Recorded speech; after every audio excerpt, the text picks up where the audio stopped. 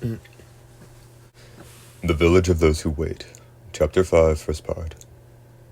Once the pair had gone about 3/4 of a mile from town, a chain of rugged mountains and the remains of what appeared to be a factory came into view beneath the sea of clouds. "What's that?" Iria asked, gesturing with one hand. "Why, it's the ruins of an iron mill," the hoarse voice replied. "Pretty creepy place. If I were a noble, I'd live somewhere like that." "Great idea," the voice said with a mocking laugh. Iria was glaring at Dee's left hand when she heard Dee. His name repeated over and over like an echo. Dee turned in a certain direction, and though the voice had seemed to rain down from heaven above, he determined at once where it came from. "Seems someone has business with me. Stay right here." "I'm going to." "I thought you had a pressing engagement." Not giving the flummoxed Iria so much as a backward glance, Dee gave a kick to the flanks of his cyborg horse. Precisely 5 minutes later he returned, and the voice had not ceased calling his name. Dee turned toward the ruined factory. It was Iria they were after.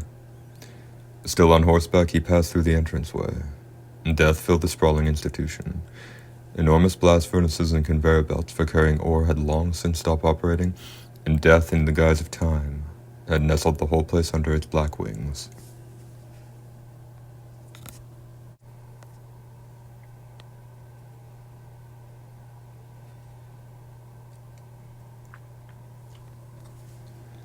Dee searched for a sign of life. Less than 2 seconds later he found it.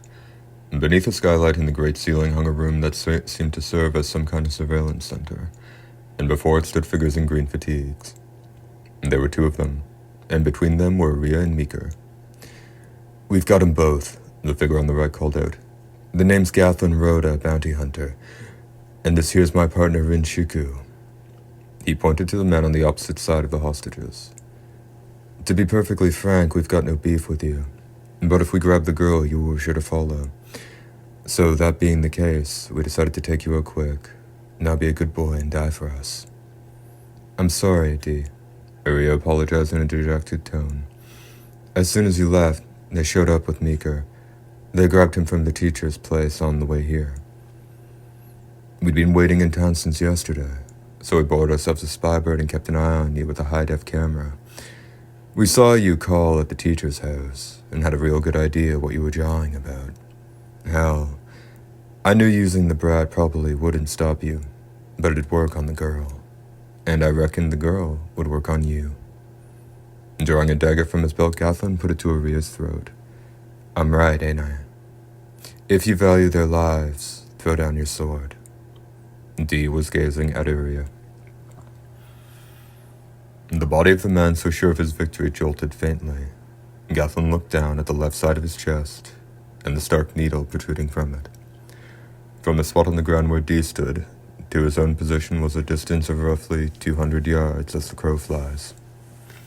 The seasoned bounty hunter hadn't sensed anything as he was run right through the heart, a testament to the skill of the young man known as Dee.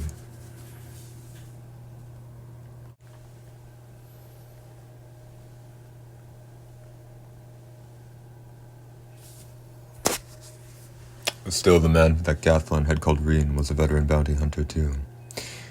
He'd been pinning Meeker down with one hand, and now he drew the boy nearer, wrapping his arm around Meeker's neck, as he should have done from the very start. Or maybe he should have put a knife to his hostage the way his partner had. Before the boy's little face turned purple from the constricted flow of blood, Iria's form sailed into the air above the pair. When she landed without a sound, the bounty hunter's body collapsed at her feet. The dagger buried in the top of his head was one Iria had taken from Gathlin. As Iria raced over, Meeker leapt into her open arms. "You're okay, aren't you?" "You're okay, aren't you?" Meeker nodded. At the time of the ceremony at the school, the boy had suddenly grown sleepy in one of the rooms at Laszlo's house. When he woke up, he was being held prisoner in the factory. "Let's go." Taking Meeker by the hand, Iria was just about to walk away when a murderous intent of the fiercest kind prickled the back of her neck. Pushing Meeker down and leaping off to the right, Iria executed a flip before straightening up. At which point the ash-gray figure that had sailed over her head was standing right in front of her. It can't be. Iria was gripped by a shock akin to terror. Still expressionless, Rinshiku seized the dagger stuck in his head and pulled it free. As if a switch had been thrown, his head sank down into his torso, while at the same time a lump of approximately the same shape jutted from between his thighs. It was the face that had just vanished. No, not just the face, but the entire head, now free from injury. This is the real me, he said. What you stabbed was just a growth. It's been a burden to me all my life, but just now it saved me. I can do a few tricks too. Here's the first. Pulling back to avoid the dagger Rhea had hurled at it, the true head popped up from the top next. Suddenly it split lengthwise, and a massive quantity of liquid fountained from it, shooting high into the air. It rained down on both Aria, who had made a great leap out of the way, and Mika, who was lying on the ground. The stunned Aria was prompted to cry, "What is this, oil?" That it is. Though the voice carried laughter, the face was lacking in emotion, its mouth open wide. A tiny flame was visible in its depths. You might be able to run, but I'll turn the brat into a torch. Unless you want to see that, come into the surveillance center. What about the boy? I'll hold on to him. So long as you're still against me, it looks like he'll be useful. You coward. Is that your professional opinion as a hunter? Bounty hunters would give a play like this a round of applause. A thought unexpectedly shot through Aria's mind. D. First part end. Second part. At that point, the gorgeous hunter was already halfway to the top of the stairs to the surveillance deck. His racing footfalls didn't make a sound. It was as he took his next step that he sensed danger. Left hand on the rail, he threw himself into the air, and only D could have detected the attacker coming at him from behind out of thin air. A silvery arc was limned. The slash the hunter made while in midair barely missed, and the thing flew back the way it had come. An attack drone, said the hoarse voice, seeming to issue from the handrail. It flies at Mach 2, faster than your blade. Someone's got to be controlling it.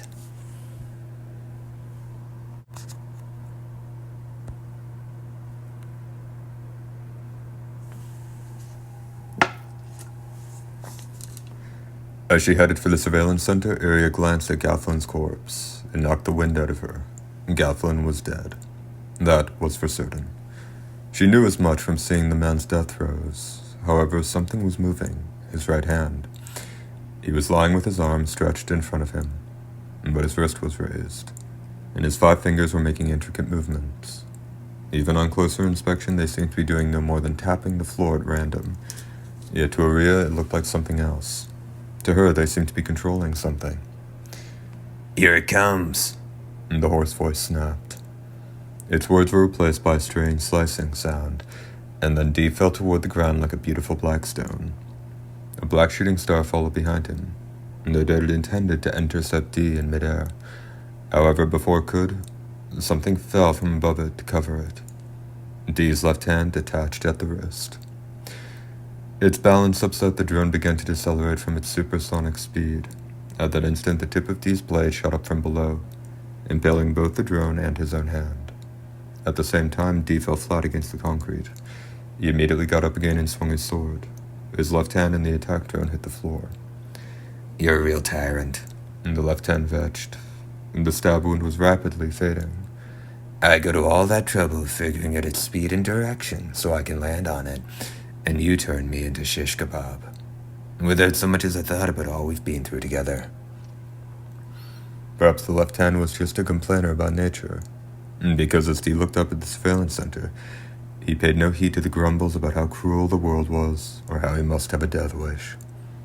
He noticed something was falling over them like rain from above. Oil? The left hand cried, and just then, a small flame sparked in the surveillance deck. Covered by what had become a rain of fire, D's body became a torch burning at thousands of degrees.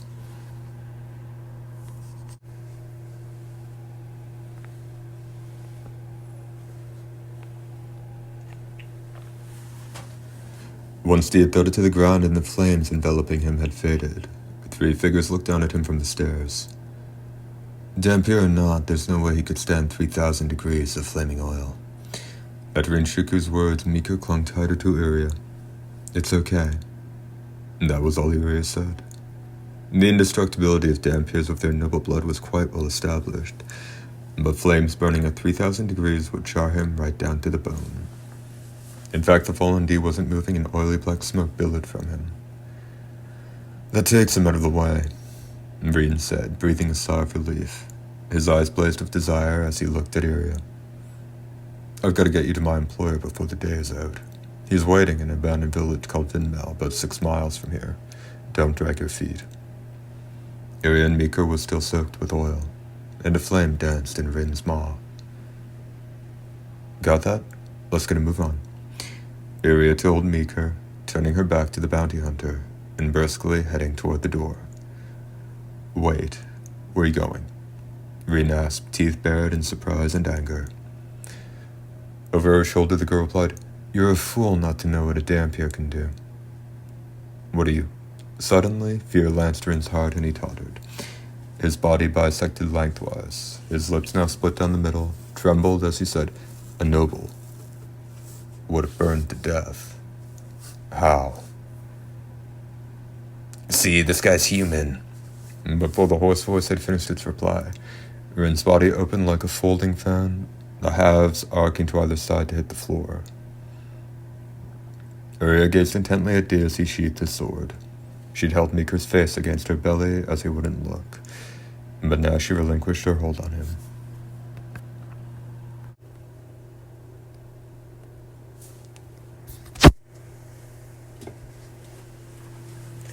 Don't look, she told the boy, turning the head the other way before she continued. You're even better than I've heard. You don't have a drop of blood on your blade. I get the impression you could slice someone open, and they might not even notice for 2 or 3 days. You familiar with Vinmel? Dee asked flatly. Iria somehow managed to adjust her tone, saying, I've heard about it. I'm pretty sure it's what they call the village of those who wait. Oh, so that's where that is, the hoarse voice suddenly said, and Iria stared at Dee's left hand. She gave an unsettled nod. That's right. One of the last mystery spots left on the frontier. There was a village there once, but they say no one knows what it really is. Well, that noble mustn't value his life much if he picked that place for a meetup. Probably planned on getting rid of the bounty hunters, the hoarse voice declared in a tone so crusty its face, if it had had one, would have been wearing a look of skepticism. First met her house, and now this one seems pretty stuck on you too. Any idea why? The hoarse voice inquired. No, Iria replied, looking Dee straight in the eye. I'd sure like to know too. But all that aside, what are we supposed to do about the kid? Staring down sadly at the little boy, who was still looking the other way, she continued, If we were to bring him back to Clements, we'd be a good half-day late getting to Vinmel. Whoever hired these two might try a different tack. If I want to kill him, I'd better set out on time. Would you be willing to bring the boy back to Clements for me? Dee? 2 pairs of eyes were trained on Mika. A few minutes later they were off, and the boy had responded to the warrior woman's query with a grin that made it clear there was only one possible answer. I'm going with you.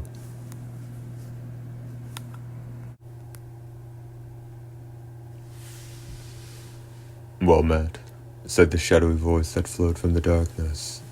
It had the ring of a man who'd known the pride and privilege of a ruler since the day he was born, and the voice of a noble. So good of you to bring the woman. I shall give you your reward, come. He was brief and to the point. The mounted figure beside Iria rode forward. Your attire has changed, has it not? Said the noble. It got sliced up. The figure replied. Remove your scarf. Even in the darkness, the noble's eyes could make out the other figure distinctly. Without a moment's hesitation, the figure pulled down the gray scarf that covered his face from the nose down. Rinshiku was the name, was it not? The figure nodded in the depths of the darkness, and there could be no mistaking the voice or the face. Bring me the girl. A black-gloved hand seized the reins of the cyborg horse Iria was on, The two horses started forward as if they were harnessed together.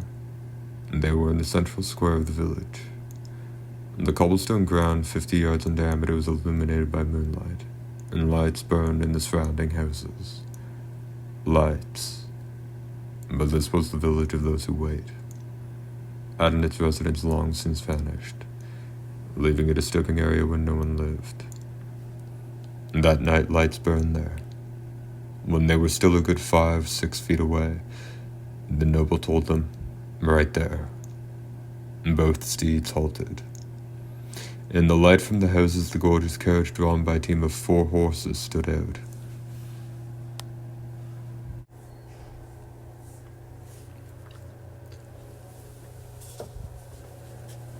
Its black body was ornamented with gold, and it glittered with jewels just as Mitterhouse's carriage had. So your partner was slain. Well, that matters not. You were pitted against the man known as D. Was he slain as well? The source of the voice stood on the right side of the carriage. Wearing a black cape and a hat that resembled a beret, he held in his hand a walking stick topped by a gold tiger with blazing rubies set in its eyes. The mounted figure shook his head. Oh, you failed then. In that case, you did well to make off with the girl. At the cost of Gathlin's life, Rin's voice replied. The caped figure shook. On realizing that he was laughing, Rin shifted in the saddle and asked, "Something funny?" A thread of insanity linked the two shadowy figures. He was cut off by a different voice. "What do you plan on doing with me?" Iria inquired. All her weapons had been taken away, leaving her completely unarmed. After a brief silence, the noble replied in a surprised manner, "Do you not know? Then I suppose Mitterhouse died for nothing. I am avenging my parents and searching for my brothers and sisters who were taken. You don't need to take me alive, do you, Viscount Arbedozen?" The golden crest that adorned the front of the carriage was reflected in Iria's eyes. "How right you are. Had we not left you alive that night, we wouldn't need to go to all this trouble now. That damnable Langland had to display all the compassion of a human. He alone thought to play the saint, but we would not abide that. At our insistence, it was Langland himself who drank your blood." "Drank?" Two voices said the same word reflexively. One was Iria's, the other a hoarse one. It was so low that even the Viscount ears didn't catch it.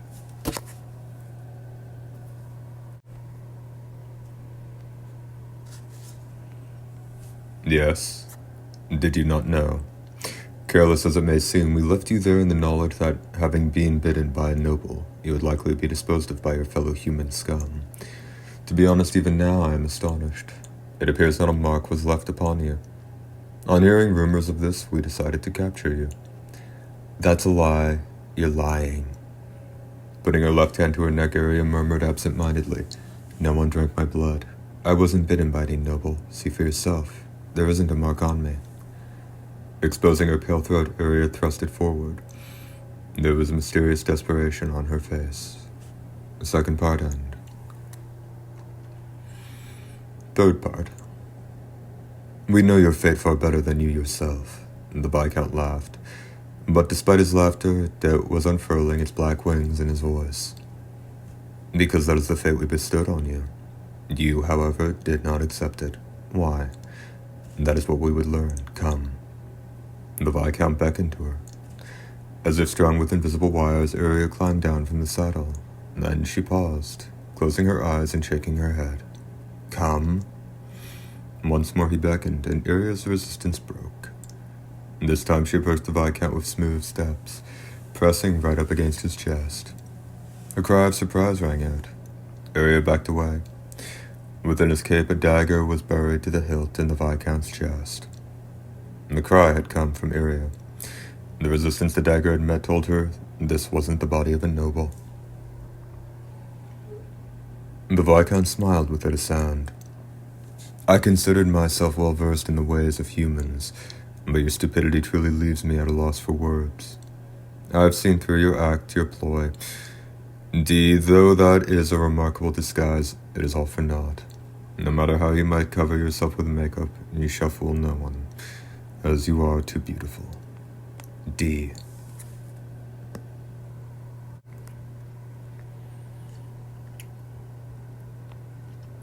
Aria extended her left hand. The instant she caught the sword tossed by the man who wore Reen's face, her blade whizzed from its sheath in a silver flash, sank into the Viscount at the nape of his neck, and exited through his right side. Though you display remarkable skill in putting a spell on yourself to resist my control, for the past 3 millennia it has been my general policy not to appear in public, particularly when dealing with humans. Merely breathing the same air as them makes me feel dirty.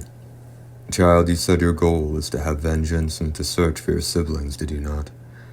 I did in point of fact take in one of your brothers, and out of admiration for your skill and bravery in piercing the heart of the great Viscount, proxy or not, I give you fair warning. It would be best that you do not meet. For your elder brother and for you. Where is he? Where is my brother Jan? You have been warned. If you still desire to see him remain here, he shall be along presently. As the Viscount said that, the upper half of his body slid off along the diagonal cut and dropped to the ground. The lower half, with its firmly planted feet, soon buckled at the knees and fell. Aria bent over and touched it. It's a doll made of organic cells, she exclaimed. I've heard busy nobles use them as stand-ins at party or government meetings. Aria's blade flashed out in an arc again, and then the gorgeous carriage collapsed too. Both copies, cheap but effective, said the hoarse voice in a leisurely tone. Its words were overlaid by a voice of iron. Mount up, we're going. Dee told the girl. We're the ones, those who wait are waiting for. Hurry up. Aria bounded into the saddle, and the 2 steeds started to gallop off. Behind them a low, doleful chorus arose. Come back. The horses halted. No, their legs actually continued to pound the ground. They definitely seemed to be moving forward. They must have been. And yet, in opposition to the most basic laws of physics, the 2 steeds didn't advance in the slightest.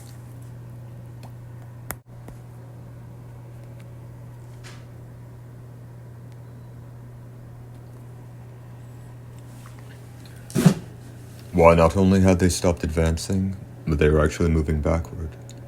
He had already noticed the figures standing behind them at front doors and windows beckoning to them. What the hell? Aria cried, desperately working the reins and kicking her steed's flanks as she ground her teeth together. 5,000 years ago, all the men in the village had vanished, never to return. The remaining women could do nothing but wait, and before long, stories of the travelers who passed through Vinmel but didn't come back began to reach city offices and sheriff's departments.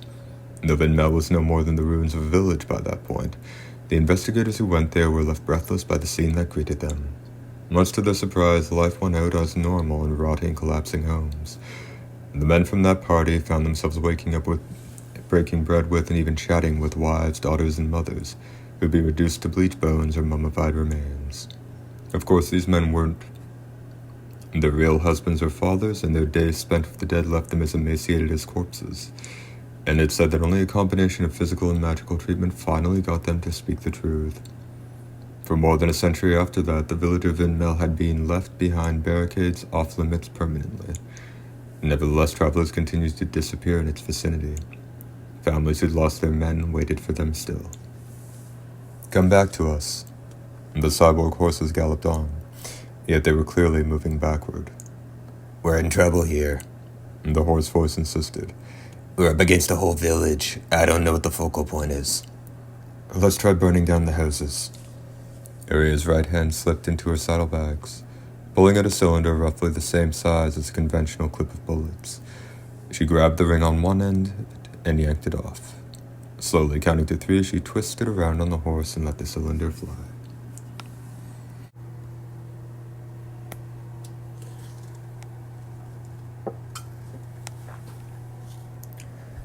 She had considerable strength. A house more than 60 feet behind them erupted in spiteful, oily flames. Aria's aim was right on the money. Without pausing, she set 4 buildings gloriously ablaze. The scenery began flowing past them normally again. We did it, we're getting out. But Aria's hopes weren't sustained for more than 10 yards. We're moving backward again? How come?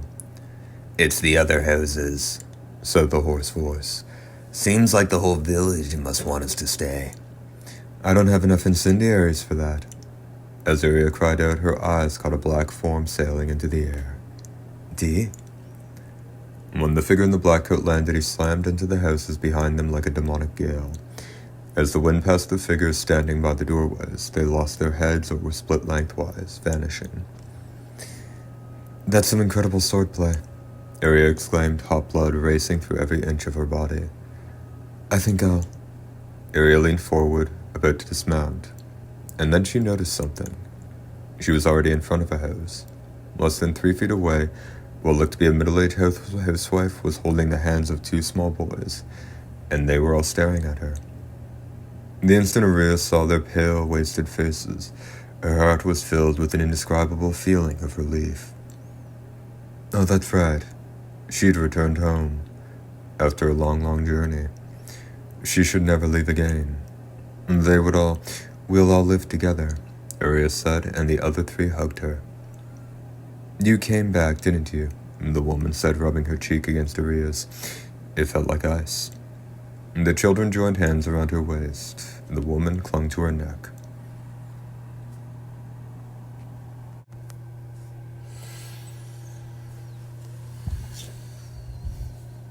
But the 3 people began in unison, staring at Aria. Their eyes were bloodshot, their lips dried and cracked. You are not Daddy. Their bizarre cries were enough to make Aria want to cover her ears. But the sadness in them woke the huntress from her daze. Noted the wives and children had cried that way, the day they'd lost their husbands, their fathers. Every bone in her body creaked. The trio's 6 arms and even some of their legs began to squeeze Aria in an attempt to shatter her bones. Fake. Imposter. Get out of here. The curses that shook her eardrums were even more pathetic. Aria didn't feel hatred. With their warning, her mind started to slip away. Suddenly, the pressure faded. As she drew oxygen into her lungs, she leapt for the opposite side of the street. The family had turned their backs to Aria. She could make out a diminutive figure standing just beyond them. Meeker? Aria's startled exclamation was rivaled by cries of delight. You've come back, my dear. Daddy? Daddy? And that was how he appeared to them. Miss Aria smashed the village cornerstone. It's in the middle of the square. I tried doing it myself, but I'm not strong enough. Aria didn't need to hear another word. That would be the only way to destroy the evil that infested the village. There was no choice but to get rid of everything, village and all. The family tried to pounce on Meeker, and the boy's tiny form dashed about, skillfully evading their grip.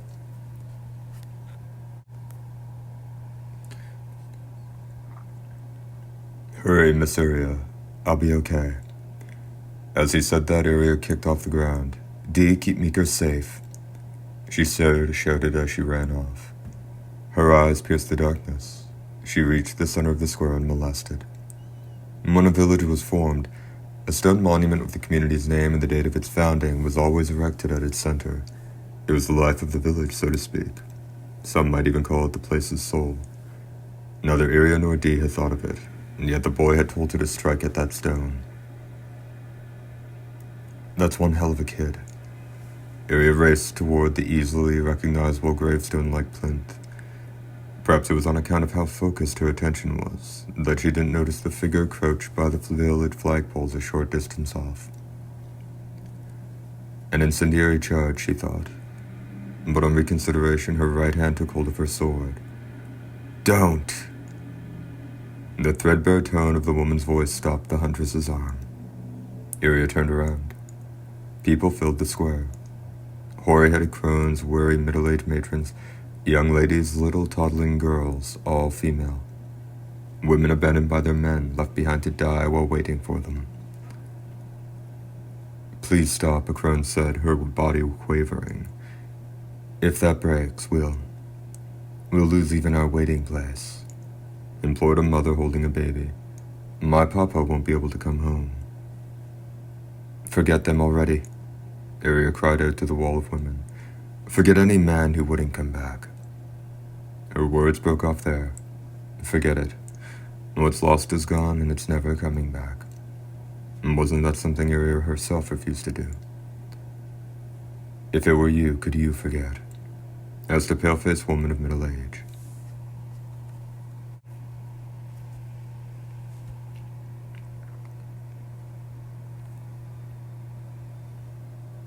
Have you lost ever... Have you ever lost anything? Anything precious? Yes, I have. Iria nodded vehemently. My mother and father were slaughtered by nobles. Their throats were torn open. My brothers and sisters were bitten, then carried off, made into servants, I hear. I need to release them all, to drive a stake through their hearts with my own hands. But didn't you tell us to forget? A little blonde girl said, smiling. She clutched a battered doll. You should forget them, too, and become one of us, said the woman cradling an infant. Hers was a gentle voice. Wait with us. Wait for your loved ones to come back. Sweet voices filled Iria's heart with warm peace, like a false sense of healing. Her sword dropped. It's easier this way, Iria heard a distant voice say. It bore a certain resemblance to her own. The crowd suddenly contracted. Arms beyond numbering reached out to Iria. And then far off she heard someone call it Miss Iria. It was Mika's voice. As the sense of relief started to swallow up Iria's mind, the boy's voice formed a hot, focused mass. I have things to do. Turning her back to the approaching thicket of pale hands, Iria moved forward and struck her blade against the stone monument before her. Chapter 5 End.